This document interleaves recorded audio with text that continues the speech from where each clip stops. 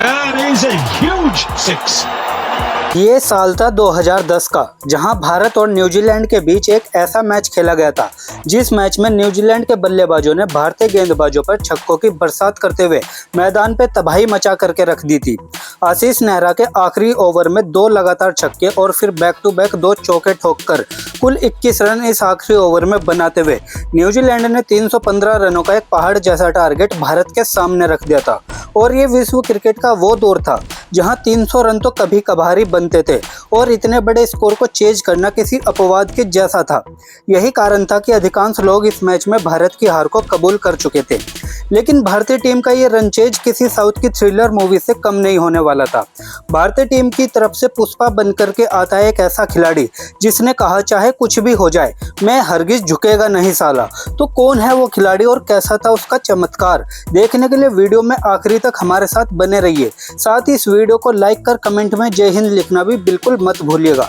New Zealand के 315 रनों की जवाबी कार्रवाई में गौतम गंभीर के साथ पार्थिव पटेल भारतीय पारी की आगाज करने मैदान पे दस्तक देते हैं, जहां पहले ओवर की दूसरी गेंद पर ही गौतम गंभीर ने सिंगल लेकर अपना और साथ में भारतीय टीम का खाता भी जरूर खोल लिया। लेकिन इस पहाड़ जैसे टारगेट तक पहुंचने के लिए भारत को जरूरत थी बाउंड्री की, और इसका श्री गणेश किया पार्थिव पटेल ने। He squeezed that through, so he's away as well. Parthiv Patel, this is a fast outfield. And it wins the race. So 4 for Parthiv Patel. Parthiv Patel Kyle mills की ये गेंद, छोटा पैकेट बड़ा धमाका। पार्थिव पटेल का ऑफ साइड पे करारा प्रहार। 4 रन यहाँ पार्थिव पटेल ने तो अपनी मंशा साफ कर दी थी। लेकिन दूसरी छोर से गौतम गंभीर को भी जरूरत थी कुछ ऐसी ही ताबड़तोड़ बल्लेबाजी करने की। फिलहाल मिडिल स्टंप पर डाली गई इस शॉर्ट पिच गेंद को पार्थिव पटेल ने कलाइयों के सारे खूबसूरती के साथ मोड़ दिया है। गेंद गैप में है जो जोड़ करके जाएगी पार्थिव पटेल के खाते में एक और चौका। और ये लीजिए, पटेल के खाते में एक और जोड़ दीजिए। यहाँ गौतम गंभीर का बल्ला भले ही शांत था, लेकिन पार्थिव पटेल का बल्ला पूरी तरह हल्ला करता हुआ। Brilliant. 4 more. He got a hand to it, but couldn't quite stop it up to. These guys are really laying into them. फिलहाल काइल मिल्स की गेंद पर गौतम गंभीर के पास भी था हाथ खोलने का मौका। कट करके भेज दिया 4 रनों के लिए। पहला चौका गौतम गंभीर के खाते में आता हुआ, और जब गंभीर चलते हैं तो रुकने का नाम कहां लेते हैं। Oh, that is so enjoyable to watch.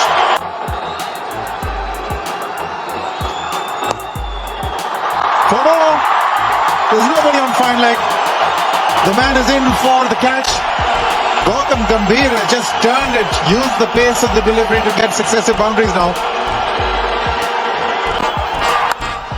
That's gone in the air as well, and that's running away for 4. They're just giving too much room, and they're playing to the strength of both these batsmen at the moment, New Zealand. Nick Dan, 4 more. Outs of luck, but New Zealand need wickets. And short cover and short mid wicket are not going to do it for them. Where are the slips? Oh, that's not a bad delivery. Not a bad delivery at all. And a little bit of luck for Gautam Gambhir. Gautam गंभीर एवं पार्थिव पटेल ने भारतीय team को एक सदी हुई शुरुआत दिलवाते हुए 9.3 ओवर में ही 67 रन टीम इंडिया के खाते में जोड़ दिए थे। लेकिन तभी 10वें ओवर में गौतम गंभीर 24 बॉल पर 27 रनों की पारी खेल आउट हो जाते हैं, और 67 के स्कोर पर भारतीय टीम को पहला झटका लग जाता है। गौतम गंभीर का विकेट भारतीय टीम के लिए एक बड़ा झटका था, लेकिन इससे भी बड़ा झटका भारतीय टीम को तब लगता है जब विराट कोहली, जिनसे एक बड़ी पारी की उम्मीद थी, वो अपना खाता तक नहीं खोल पाते और 0 के स्कोर पर कोहली भी पवेलियन वापस लौट जाते हैं। एक ही ओवर में 2 विकेट खोकर यहां दबाव पूरी तरह भारतीय टीम के ऊपर आ चुका था।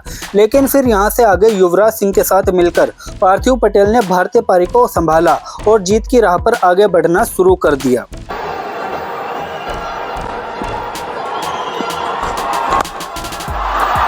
Full and beautifully driven by Yuvraj. 81 for 2.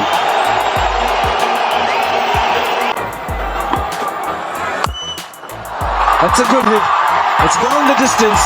Wasn't the slot for Yuvraj Singh. यहाँ युवराज सिंह ने आते ही ताबड़तोड़ बल्लेबाजी करते हुए उदास बैठे भारतीय समर्थकों के दिलों में खुशी की लहर दौड़ा दी थी। वहीं दूसरी छोर पर पार्थिव पटेल ने इस चौके के साथ अपनी हाफ सेंचुरी भी अब कंप्लीट कर ली थी।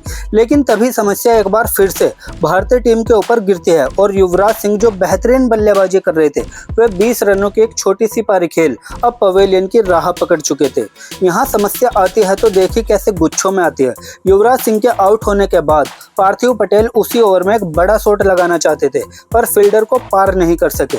53 रनों की पारी खेल पार्थिव पटेल लौटेंगे पवेलियन और 108 के स्कोर पर ही भारतीय टीम अब गंवा चुकी थी अपना चौथा विकेट। अब क्रीज पर दोनों नए बल्लेबाज थे। एक छोर पे थे हिटमैन रोहित शर्मा तो दूसरी छोर पर उनका साथ दे रहे थे यूसुफ पठान। इन दोनों बल्लेबाजों ने बड़ी सूझबूझ के साथ बल्लेबाजी करते हुए भारतीय पारी को आगे बढ़ाना शुरू कर दिया था।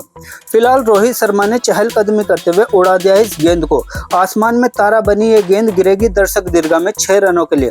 जिस ताबड़तोड़ बल्लेबाजी की उम्मीद भारतीय फैंस रोहित से कर रहे थे, रोहित उस पर 100% खरे उतरे।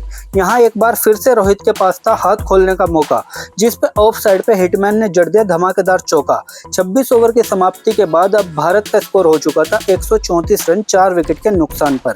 वहीं 27वें ओवर की दूसरी गेंद पर ही यूसुफ पठान ने बॉलर के सर के ऊपर से एक फ्लैट छक्का जड़कर न्यूजीलैंड के गेंदबाजों के धागे खोलना शुरू कर दिया। यहाँ 28वें ओवर की पहली गेंद पर रोहित ने एक और कड़ाकेदार शॉट खेला। हालांकि बाउंड्री लाइन पर फील्डर जरूर था पर उसे चकमा देकर गेंद निकल गई एक और चौके के लिए। इसके बाद तो रोहित और यूसुफ पठान की जोड़ी ने दोनों छोरों से मैदान पर बाउंड्री की बरसात करनी शुरू कर दी। Oh, that's a good hit. Straight over the top. One bounce and out of the ground. Boundary to end the over. 10 off it. 30 gone. 164 for 4. Patan goes big. Has he hold out? No. This will clear the rope. Effortless strike. As the second time he's gone over long on. Well struck. Inside out. Over. Extra cover. The spot nicely. Rohit Sharma.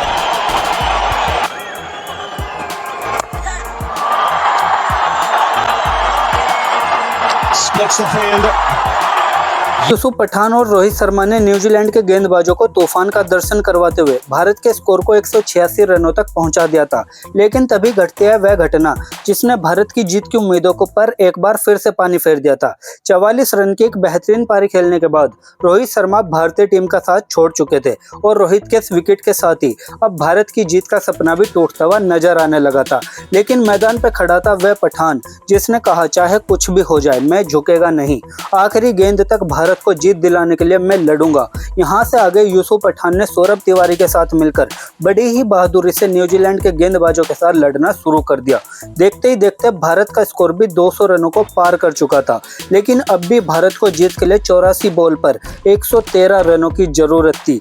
पारी का 37वां over शुरू होता है जिसकी पहली गेंद पर यूसुफ पठान ने लॉन्ग ऑन के ऊपर से एक बड़ा छक्का लगा करके अपनी हाफ सेंचुरी भी कंप्लीट कर ली थी। इसके बाद तो यूसुफ पठान ने पीछे मुड़कर देखा ही नहीं। उनकी बस एक कोशिश थी कि गेंद को बस बाउंड्री के पार भेजते जाओ, बाकी जो होगा देखा जाएगा। Oh, that is massive. That is the biggest one. It's out of the stadium. It's landed on the roof. Can you believe it? Wow. That's an incredible shot. I don't think the ball has ever been hit out of the stadium. Mohandas Menon will obviously correct me if it has been. But this is again the length ball that we are talking about. The experienced Kyle Mills bowling the length ball. That was what Yusuf was looking for. If you take a look now, India is ahead of New Zealand. 235 for 5. Oh, that's a good hit. That will certainly be 4. Inside out. Got the length. And he's got the boundary. He's got hold of that one. He's going to get 4. यहाँ यूसुफ पठान की कातिलाना बल्लेबाजी ने New Zealand के दिग्गज गेंदबाजों को चारों खाने चित करके रख दिया था। अब उनके चेहरों पर फ्रस्ट्रेशन साफ तौर पर दिखाई दे रहा था। अब गेंद बची थी 45 और रन चाहिए थे 62। इसी बीच इस बार फुल टॉस गेंद को फुटबॉल की तरह उड़ा करके भेज दिया यूसुफ पठान ने 1 बाउंस से एक और चौके के लिए। और यूसुफ पठान को यहाँ बॉल डालोगे तो किसी भी हाल में बक्से नहीं जाओगे। एक और यूसुफ पठान के बल्ले से निकलता हुआ छक्का तो लगी न्यूजीलैंड वालों पठान की मेहमान नवाजी। 97 के स्कोर पर पठान सामना करेंगे अगली गेंद का और एक बार फिर से पठान के पाले में थी ये गेंद उड़ा के भेज दिया है। क्या बाउंड्री को पार करेगी? बिल्कुल करेगी। इस छक्के के साथ यूसुफ पठान पूरा करेंगे अपना शतक। कमाल, लाजवाब, बेमिसाल यूसुफ पठान का ये शतक मात्र एक शतक नहीं बल्कि इन्होंने टीम इंडिया को इतने बड़े रन चेज में संकट से निकालकर इस मुकाम तक पहुंचा दिया था। और दूसरी छोर से सौरभ तिवारी का भी योगदान काफी सराहनीय रहा। इस रन चेज में वे यूसुफ पठान के साथ कंधे से कंधा मिलाकर साथ खड़े रहे। जब जरूरत थी सिंगल लेने की तब सिंगल लिया और अब सौरभ तिवारी भी हाथ खोलने में थोड़ा भी संकोच नहीं कर रहे थे।